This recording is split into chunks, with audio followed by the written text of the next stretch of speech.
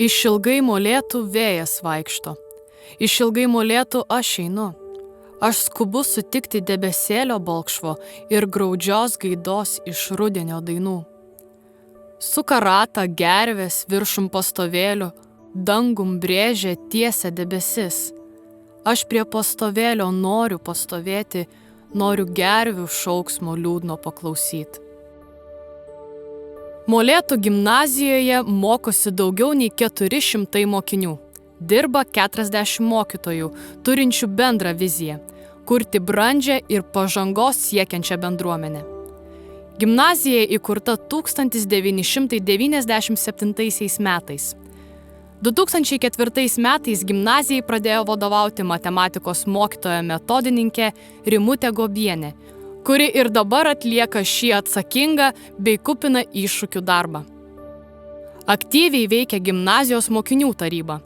Tai demokratiškai išrinkta mokinių savivaldos institucija, sprendžianti svarbiausias mokinių problemas, atstovaujanti daugumos mokinių interesus bei organizuojanti įvairias šventes ir renginius gimnazijoje.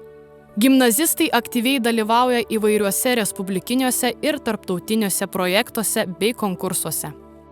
Kiekvienais metais Tarptautinis aplinkosauginio švietimo fondas mokyklas, sėkmingai dirbančias aplinkosaugos srityje, apdovanoja žaliosiomis vėliavomis ir gamtosauginės mokyklos sertifikatais.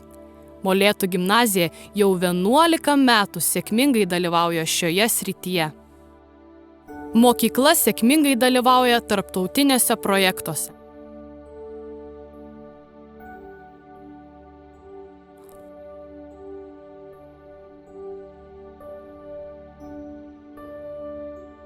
Po pamokų gimnazistai turi galimybę tobulinti savo dalykinės ir bendrasias kompetencijas, dalyvaudami gimnazijos būrelių veiklose. Čia veikia jaunųjų žurnalistų, fotografų, dramos, jaunųjų fizikų, gidų, debatų klubo, go klubo, mokyklos choro, sporto ir kiti būreliai. Gimnazijos bendruomenė yra veikli ir kūrybinga. Kiekvienais metais tęsiamos tradicijos. Minima mokytojų diena, vasario 16 Lietuvos valstybės atkūrimo diena. Organizuojamos pirmokų krikštynos, talentų vakaras, naujametinis karnavalas, abiturientų šimtadienis. Rengiamas kovo 11-osios koncertas visuomeniai, bičių nominacijų renginys, paskutinio skambučio šventė bei abiturientų išleistuvės. Žiemos pradžioje mokykloje tapo tradicija ieškoti naujų talentų. Visi dainuojantys, grojantys, šokantys, piešiantys ar turintys kitokių gabumų mokiniai turi galimybę pademonstruoti savo gebėjimus mokinių tarybos organizuojame renginyje Gimnazijos talentai. Metai užbaigiami kalėdiniu karnavalu, kurį organizuoja 12-okai. Visų klasių moksleiviai stengiasi pasirodyti kuo linksmiau, kūrybiškiau, kad gera nuotaika ir kalėdinė dvasia lydėtų visus ateinančius metus. Taip pat svarbi Lietuvos istorijai diena, Lietuvos nepriklausomybės diena, vasario 16 Molėtų gimnazijoje kasmet yra minima įvairiai.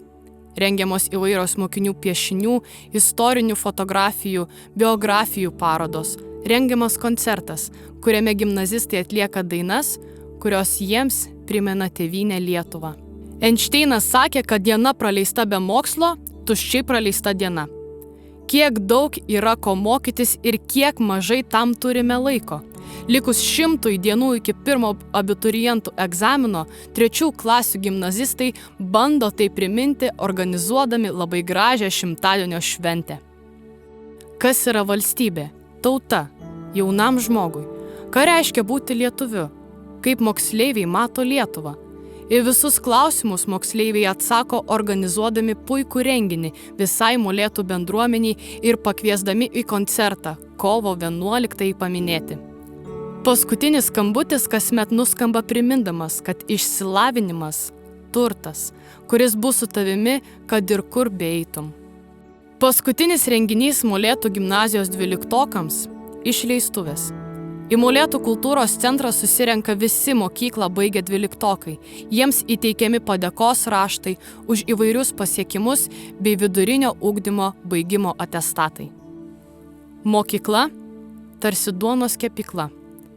Tešlą užminko tėvai, nuo jų priklauso, juoda ar balta bus duona, skani ar ne. Todėl, jei tėvai laukia iš mūsų ragaišių, tegul nepamiršta šio to į tešlą įberti. Na, o mokyklos misija gerai tą tešlą iškepti, neprideginti, tai nelengvas darbas. Juk jei ji bloga, tai ir kepėjo meistriškumas nepajudės. Duona bus neskani ir suskrudusi. Iškepti skanę ir skalsią duoną didelis menas.